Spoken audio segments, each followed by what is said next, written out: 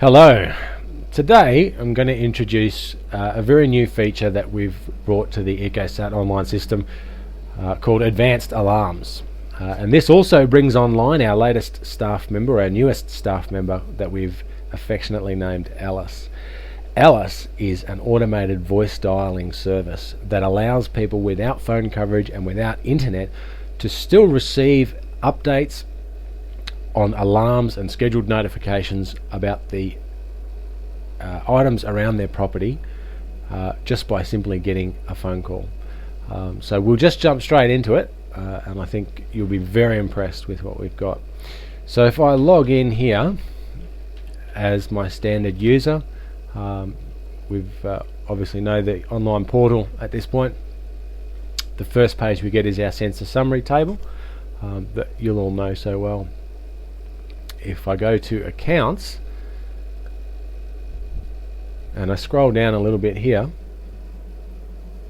then we've added this new tick box called Advanced Alarms.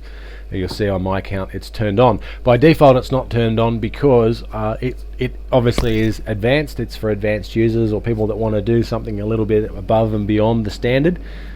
So it's turned off by default in all your accounts. But if you turn it on, all you do is tick the box and click save or click the update button, and that will cause it to take effect.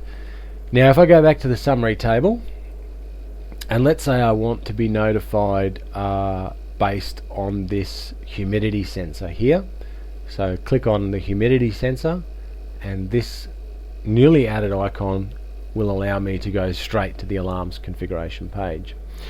Now the first step in any alarm configuration is it's got to be enabled. If you don't turn it on, it won't do anything.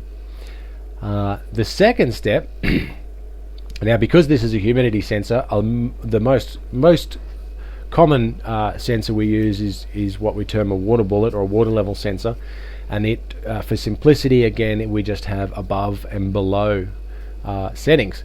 But here on humidity, just for no other reason than we've gone all out. You can say, is the humidity above a level, below a level, in between two levels, outside a level, or within say 10% of 50% humidity, or let's say 10%, so that would be plus or minus 5%, so that'd be if it goes between 45 and 55%. And you can see very quickly things can be a little bit complicated, but we'll just keep it reasonably simple.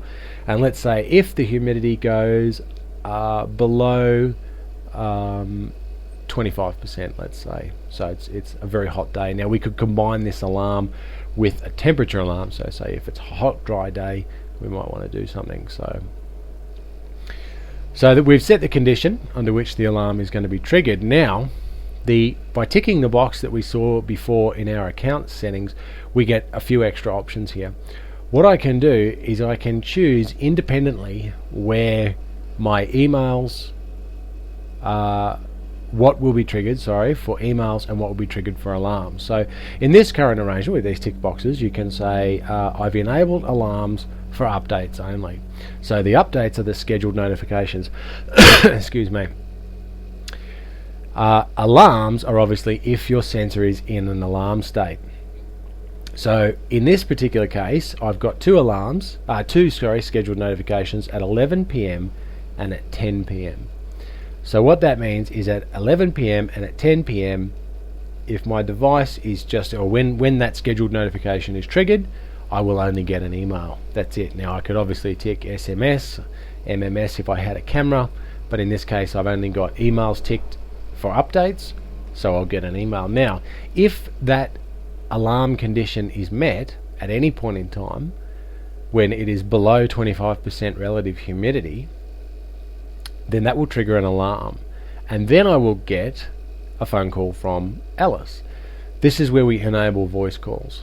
So here I've said enable voice calls for alarms. Now if I click on the label here, it gives me a bit of a blurb about it. So by clicking the enable voice call box, the system will use the phone numbers you have set up, and you can click this link here and it'll take you straight into your contact settings where you can set up the phone numbers and email addresses that are being used. Very simply, check the box to enable a voice call, leave the box unticked if you do not wish to be contacted by phone. And that's basically it.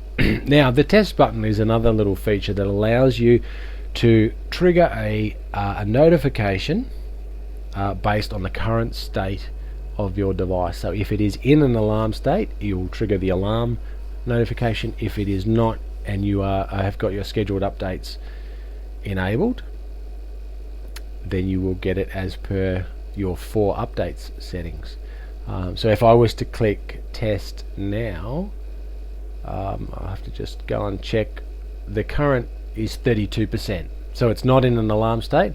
So if I click test, it'll trigger an email. Now if I then said above, so now this is my alarm zone here, above 25% relative humidity, then it would trigger an alarm, and in which case you'd now be looking at these tick boxes, the 4 alarms tick boxes, and I'd get a voice call. It's from a fixed phone number. It's an 07 number, and if you add it to your contacts in your phone, it'll always come up as EcoSAT, but without that it'll just come up as 07. When you answer the phone, an automated voice will basically read out the contents of an email or a text message that you would have otherwise received. So there's nothing special about what she says. She pretty much just reads you the email or SMS for the circumstances where you could not otherwise receive it. You can set up voicemail, and it can leave a voicemail if that's set up. Otherwise, if you miss the call, then that's it. We don't ring back. It just calls once. And obviously for landline numbers, or for the farmhouse, if you have a voicemail or an answering machine, it'll leave the voicemail there for you. So that's about it. That's the newly added voice call features as part of the alarming system. How that ties in with choosing independently scheduled updates and and alarms. So just to sort of close out the circle, I suppose, if I was to untick this box and save, then what you'd see here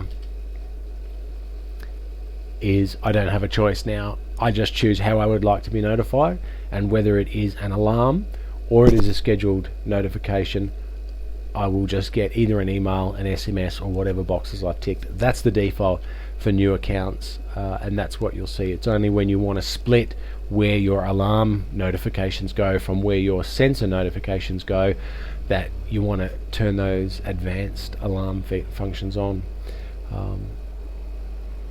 Alright, that's all. If there's any issues at all that you're having with setting up the system, or any other issues, you can contact our support email, and you can use our support page. It's actually in these helps. If you click this link here, you get the helpful pop-up. Down here I've added a contact support because I thought it might be a little bit quirky, or people might take a bit of getting used to. But if you use the contact support, and this is also available from the login page, if you go to contact us and just fill out this form, then an email will go to our team and somebody will help you out shortly, or answer any questions that you may have. Otherwise, I hope you have a nice time with Alice.